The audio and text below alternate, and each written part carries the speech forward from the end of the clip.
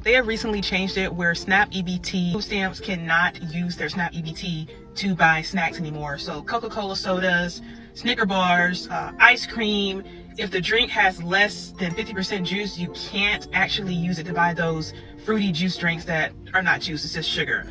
Hello, welcome back to my channel. Today we're going to be talking about the updates on the SNAP benefits program. People will be sharing their feelings, thoughts, and opinions about the situation. Please don't forget to like, comment, share, and subscribe to my channel. When I get my food stamps, I buy food with my food stamps. I like to buy Pepsi because that's what I drink. Pepsi, I buy 2-liter Pepsis every time I go to the market. And I like snacks. I like to snack, the kids like to snack. So who is you to tell us that we can't buy Pepsis and sodas with our stamps? We should be able to get what the hell we want to get with our food stamps. Now you want to cut everything and talk about we can just buy food. So we supposed to spend money to buy the sodas and the snacks, just to have sodas and Kool-Aid and snacks and juices and stuff in the house for the adults and the children. When will it take effect? Because I better not get messed up for June. I need everything. I want to buy everything with my food stamps. I'm irritated. I woke up and now my EBT cannot purchase me no soda, no candy, no chip, no ice cream, no dessert, no nothing.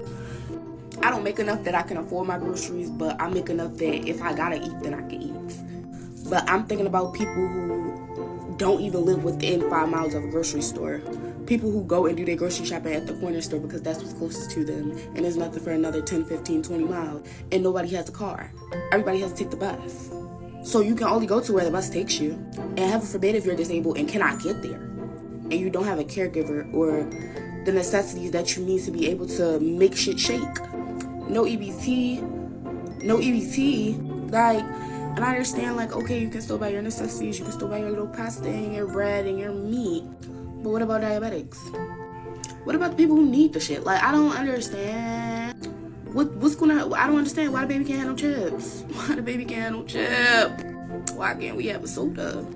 Both states have now joined to ban soda and candy from EBT or SNAP benefits that will go into effect on January the 1st, 2026. Those following states are Florida, Colorado, West Virginia, Louisiana, Texas, Oklahoma, Idaho, Iowa, Utah, Arkansas, and Nebraska. Other states having it in state legislation right now to vote on it as well. So if you're upset about not being able to buy snacks and sodas on your food stamp card, your rage is misplaced. See, government assistance is assistance. It's not a permanent stay. It could be an extended stay, but it's definitely not a permanent stay.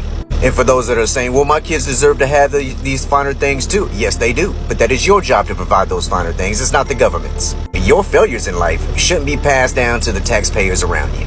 Now, there's nothing wrong with receiving government assistance, as long as you don't abuse the system and use it for what it's intended for. But driving around in a scat pack, pulling up to the HEB and pulling out a food stamp card, well, that is absurd. Ain't nobody can buy no more junk food. I think it's starting in 2026, but some states, their reports saying that they already started, that people's getting denied, like, you know, Mountain Dews and Little Debbie's and things like that. Really on that. They say no EBT. No, they own that. I'm pretty sure you all have TVs. You know what I'm saying? Even if you don't have TVs, you all have cell phones and you all be on the internet, yo. Y'all be on social media, Facebook, Instagram, TikTok. I'm genuinely confused because I'm seeing a lot of videos on my FYP about the whole EBT thing and how people can't buy like junk food and stuff. But then I'm seeing videos on how McDonald's is now accepting EBT. So people who receive SNAP can't buy sodas, energy drinks, but they can go to McDonald's. They can go to Wait, what? They can go to McDonald's and buy McDonald's food? And then I'm just seeing people talk crap about people on EBT, and I'm like, a lot of people on EBT pay into getting EBT. A lot of them have jobs. A lot of them have to go to school. So I'm so confused right now. So you mean to tell me again, like, you can go to the store and you can't buy a pack of Like people are like fruit snacks. But you can go to McDonald's and buy your kid a Happy Meal? You can go buy them a Happy Meal now? What? Okay, so you all be on that. Okay? So you all can't tell me that y'all haven't heard or seen anything about Trump cutting the food stamps off from you all getting snacks. You all cannot tell me you all haven't seen that. But yes, I agree that there's no way that you should be buying that much when it comes to snacks. Now, because you're on EBT doesn't mean that you don't deserve a Snicker bar. You don't deserve a tub of ice cream here and there. You know, if you're on EBT, you're struggling financially in some type of way, and you probably do need a snack here and there. But at the extent that the majority of the EBT is being used to buy snacks, candy bars, ice cream, tons of Little Debbie pies, candy, it's going overboard. And I get it. I know that there are single parents who depend on EBT to feed their kids. Sometimes kids don't want to eat food because they're used to those snacks that you started them on, and you just hand them a little candy bar or a Little Debbie pie because you don't have time to sit there and say, hey, I'm going to give you this and that, or you give them that sweet juice because they love it. You have to have discipline to fix healthy meals for your kids, or they're going to want that nonsense. So yeah, EBT, SNAP, food stamps, they're taking away the sweets. So instead of making TikTok videos about your failures in life and looking for the governments to fix it, how about you drive around in that scat pack and go grab a few applications and make your life better for yourself? It's in 12 states right now. Your state government has gotten federal waivers to ban these items from your EBT card. That's right, folks. And you know, the part that I don't understand is that the majority of the recipients in these rural areas, they voted for this. If they're going to tell you what you can eat and what you cannot eat, what is next? With people upset that they can't buy candy, they can't buy sodas, and they're upset. They're saying that the government shouldn't have a say in what they're buying with the food stamps. Is this a good thing or a bad thing?